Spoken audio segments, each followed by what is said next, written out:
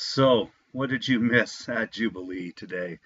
Well, you missed the snow and the ice, but you probably don't mind missing that.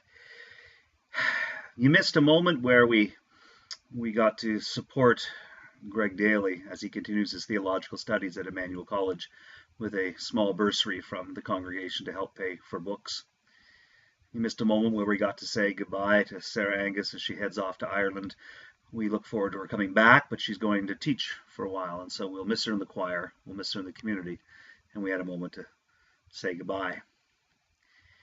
And then you missed Matthew 5, the Beatitudes. Blessed are the poor. Blessed are those who hunger. You missed all the blesseds, the Sermon on the Mount. And it was suggested that maybe we need to think of another way of understanding blessed. Blessed doesn't mean happy, although that's a common way of understanding it. It doesn't mean lucky. It doesn't mean fortunate. To be blessed is to be in the presence of God.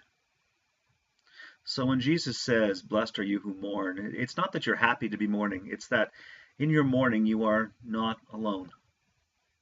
God is present, and if you can open your eyes, if you can open your heart, if you can recognize that presence, you will be comforted.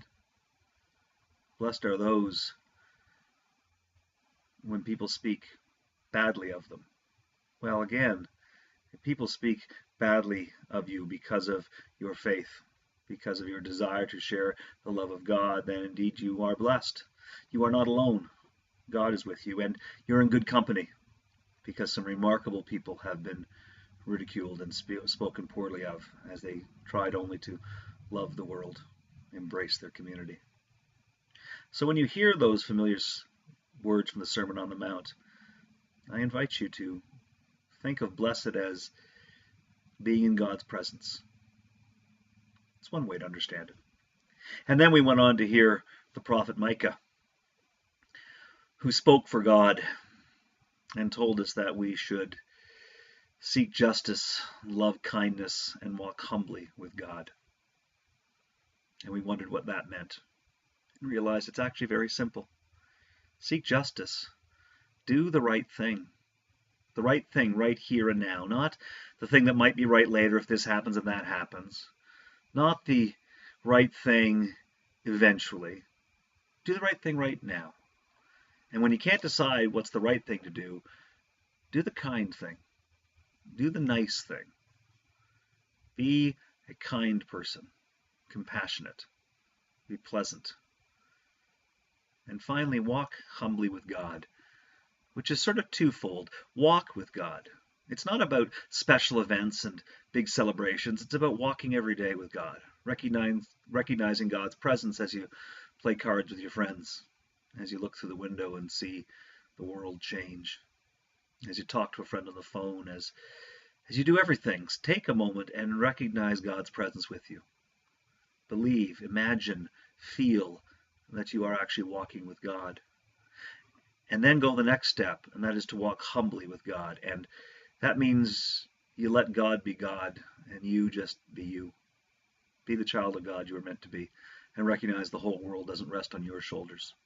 Do what you can where you can do it, but don't imagine that you're going to feed them all, save them all, run people's lives, fix everything. In fact, you're invited to do your part and let God be God. Walk humbly with God, which means know that you're not God. You are remarkable, you're wonderful, you're lovable, but you're not God. So those were the lessons we shared today, the things that we thought about, and you're invited to continue to think about these things this week. Seriously, look around your life and wonder how it is that you are blessed. Look for the presence of God. Do the right thing when the opportunity arises. Do the kind thing, always.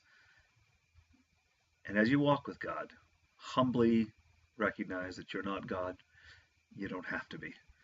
You're remarkable exactly as you are. And we look forward to seeing you hopefully next week. God bless.